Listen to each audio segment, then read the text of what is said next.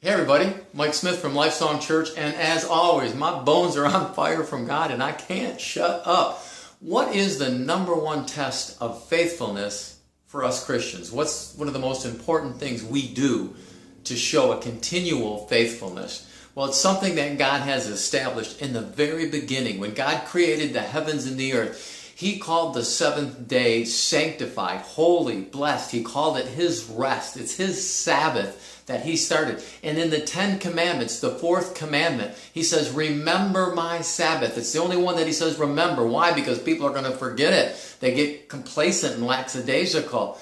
And God said this is so important that we assemble together on this seventh day. There are more words used to describe the fourth commandment, remember my Sabbath, than any other commandment.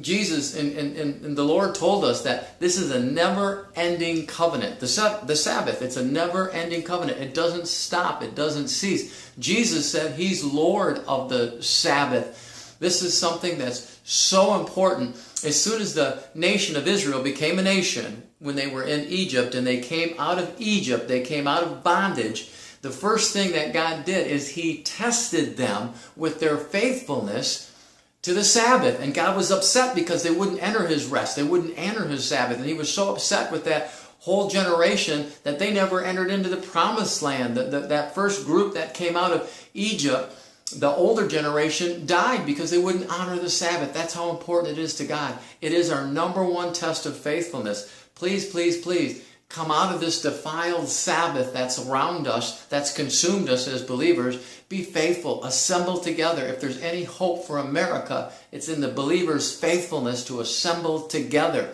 Number one test of faithfulness. I pray your eyes are open to see the truth, that you catch fire for God and you assemble together in Jesus' name.